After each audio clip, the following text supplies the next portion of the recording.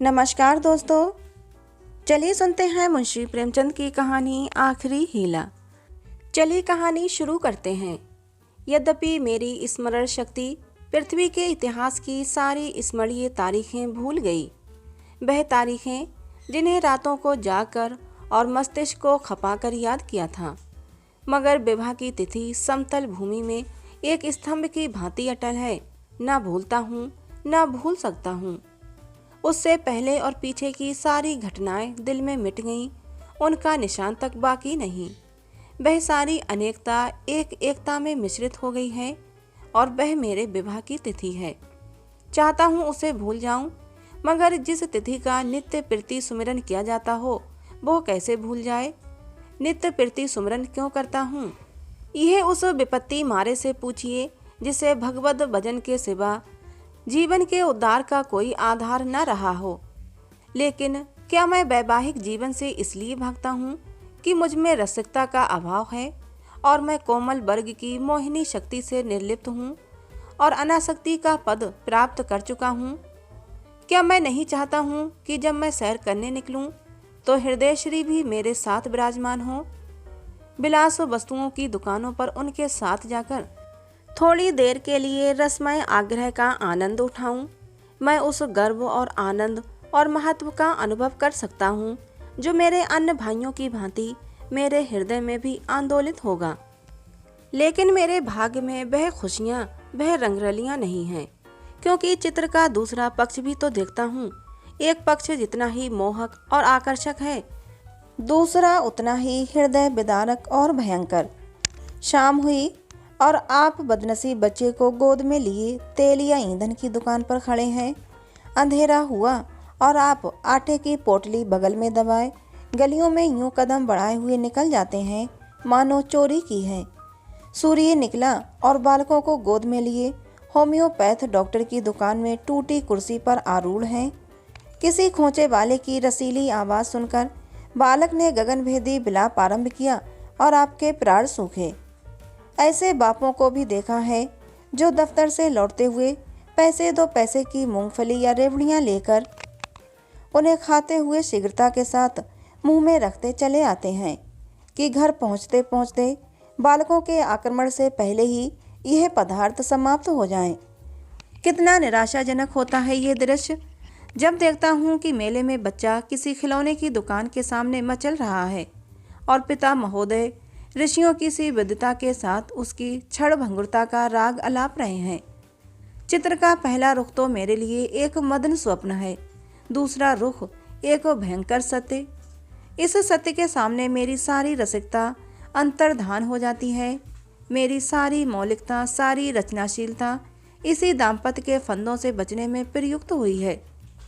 जानता हूँ कि जाल के नीचे जाना है, मगर जाल जितना ही रंगीन और ग्राहक है, दाना उतना ही घातक और विषैला। इस जाल में पक्षियों को तड़पते और फड़फड़ाते देखता हूँ और फिर भी जाल पर जा बैठता हूँ। लेकिन इधर कुछ दिनों से श्रीमती जी ने अविश्रांत रूप से आग्रह करना शुरू किया है कि मुझे बुला लो। पहले जब वो छुट्टियों में जाता था तो मेरा केवल कहाँ चलोगी कह देना उनकी चित्त शांति के लिए ही काफ़ी होता था। फिर मैंने झंझट है कहकर उन्हें तसल्ली देनी शुरू की। इसके बाद गृहस्थ जीवन की असुविधाओं से डराया, किंतु अब कुछ दिनों से उनका अविश्वास बढ़ता जाता है। अब मैंने छुट्टियों में भी उनके आग्रह के भय से घर जाना बंद कर दिया है कि कहीं वह मेरे साथ चल खड़ी ना हो, और नाना प्रकार के बहानों से उन्हें आशंकित मैं करता रहता हूँ। मेरा पहला बहाना पत्र संपादकों के जीवन की कहानियों के विषय में था। कभी 12 बजे रात को सोना नसीब होता है, कभी रत जगह करना पड़ जाता है। सारे दिन गली गली ठोकरें खानी पड़ती हैं। इस पर तुर्रा ये है कि हमेशा सिर पर नंगी तलवार लटकती रहती है। न जाने कब गिरफ्तार हो जाऊं, कब जमानत तलब हो जाए। खुफिया पुलिस की एक फौज हमेशा पीछे पड़ी रहती है। कभी बाजार में निकल जाता हूँ तो लोग उंगलियाँ उठाकर कहते हैं वह जा रहा है अखबार वाला। मानो संसार में जितनी दैविक, आधि दैविक, भौतिक, आदि भौतिक बाधाएं हैं उनका उत्तरदायी मैं ही हूँ। मानो मेरा मस्तिष्क झूठी खबरें गढ़ने का कार्यालय है। सारा दिन अफसरों की सलामी और पुलिस की खुशामद में गुजर जाता है। कांस्टेबलों को देखा और प्राण पीड़ा होने लगी।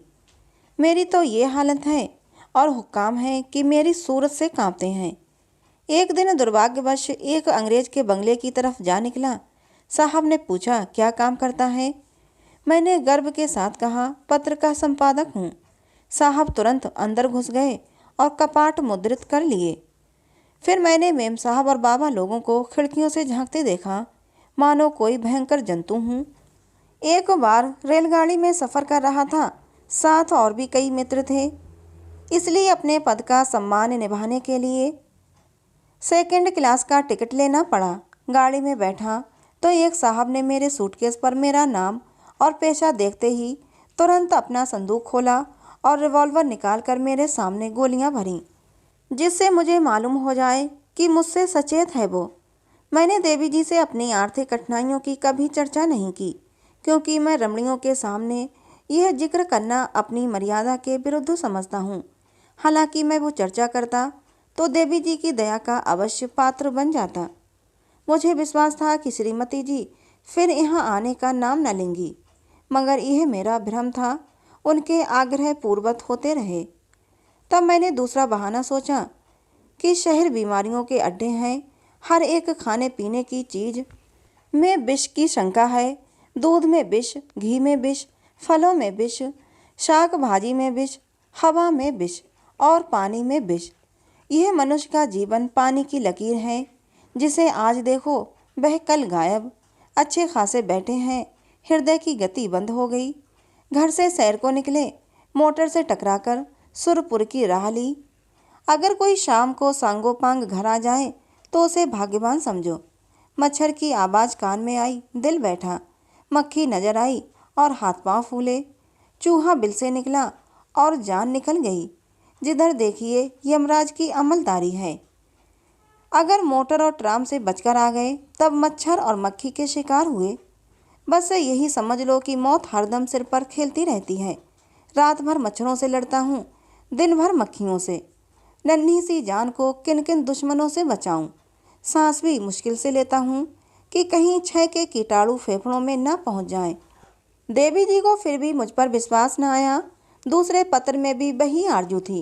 लिखा था, तुम्हारे पत्र ने एक और चिंता बढ़ा दी।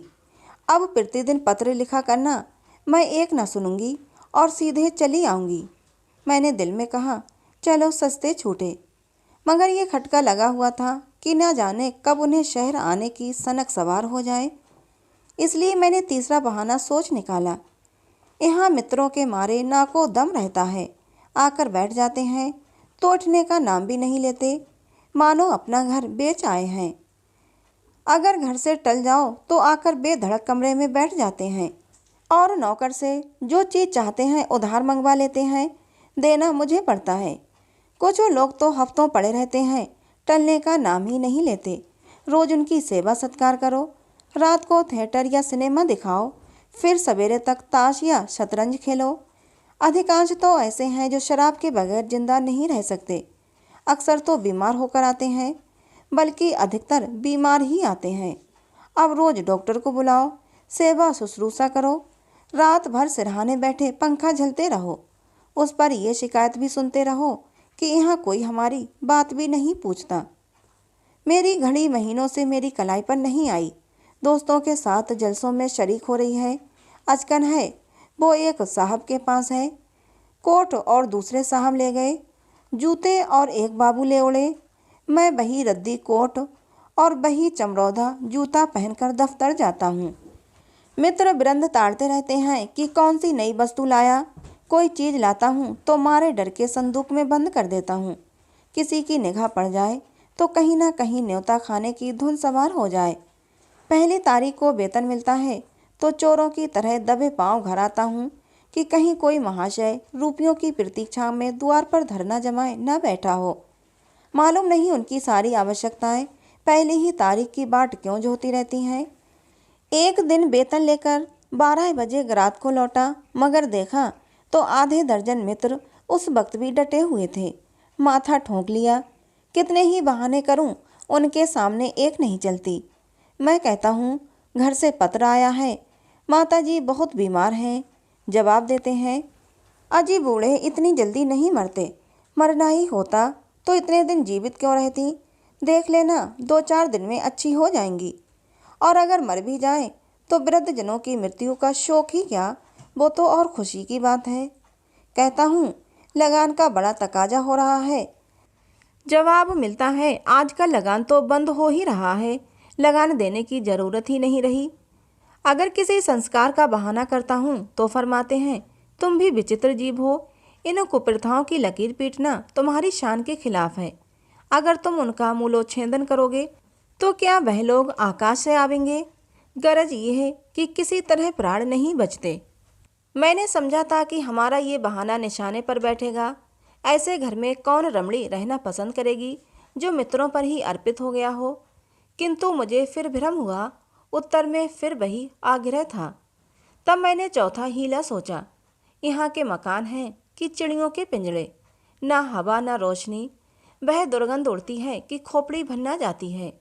कितने ही के तो इसी दुर्गंध के कारण विसूचिका, टाइफाइड, यक्ष्मा आदि रोग हो जाते हैं। वर्षा हुई और मकान टपकने लगा। पानी चाहे घंटे भर बरसे, मकान रात भर बरसता रहता है। ऐसे बहुत कम घर होंगे जिनमें प्रेत बाधाएं न हों। लोगों को डरावने स्वप्न दिखाई देते हैं। कितनों को ही तो उन्माद रोग हो जाता है। आज नए घर में आए, कल ही उसे बदलने की चिंता सवार हो गई। कोई ठेला असबाब से लदा हुआ जा रहा है, कोई आ रहा है, जिधर देखिए ठेले ही ठेले नजर आते हैं। चोरियां तो इस कसरत से होती हैं कि अगर कोई रात कुशल से बीत जाए तो देवताओं की मनौती की जाती है। आधी रात हुई और चोर चोर लेना लेना की आवाज़ें आने लगीं। लोग दरवाजों पर मोटे मोटे लकड़ी के फट्टे या जूते या चिमटे लिए खड़े रहते हैं। फिर भी चोर इतने कुशल हैं कि आंख बचाकर अंदर ही पहुंच जाते हैं। एक मेरे बेतकल्लुफ दोस्त हैं, इसने बस मेरे पास बहुत देर तक बैठे रहते हैं।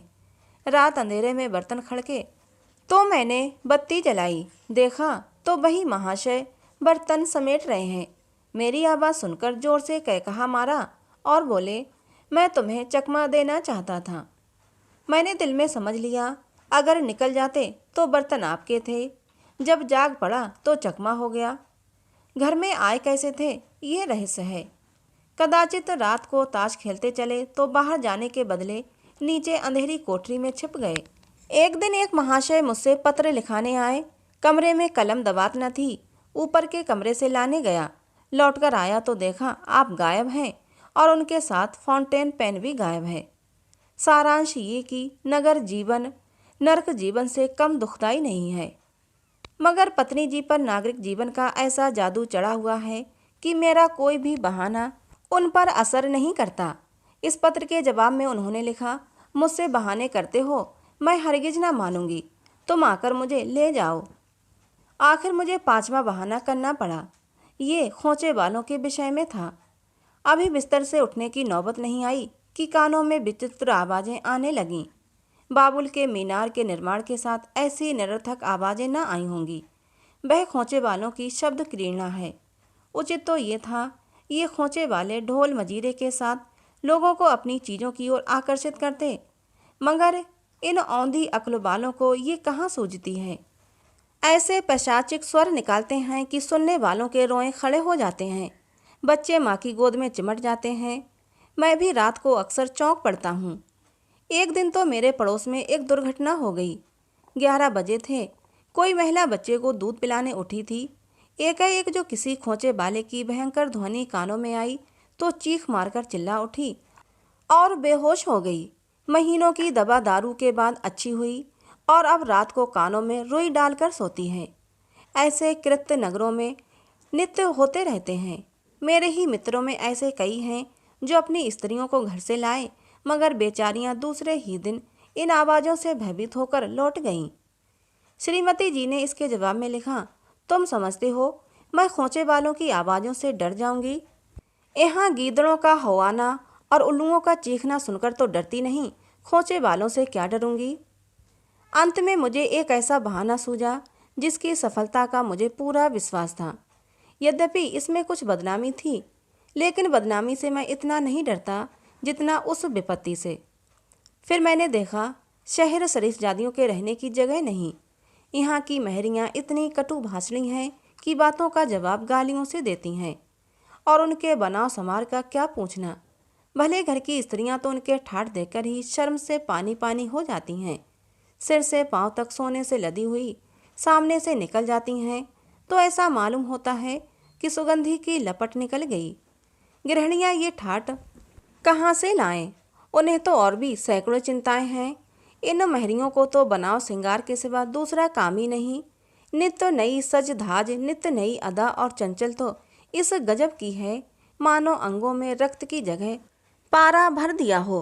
उनका चमकना और मटकना और मुस्कुराना देखकर गृहिणियां लज्जित हो जाती हैं और ऐसी दीदा दिलेर हैं कि जबरदस्ती घरों में घुस पड़ती हैं। जिधर देखो इनका मेला सा लगा हुआ है।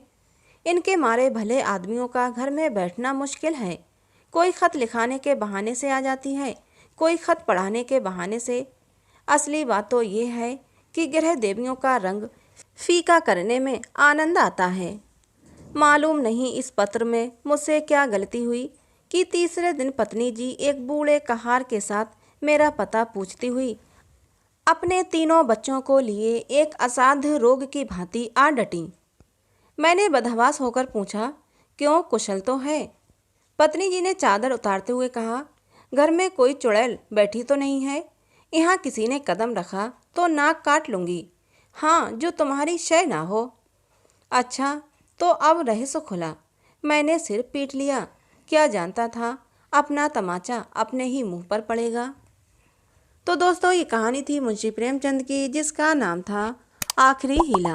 कहानी आपको कैसी लगी कमेंट करके ज़रूर बताना। अच्छी लगी हो तो प्लीज़ इसे एक लाइक और चैनल को सब्सक्राइब जरूर कर लेना। मिलते हैं अगली किसी नई कहानी के साथ।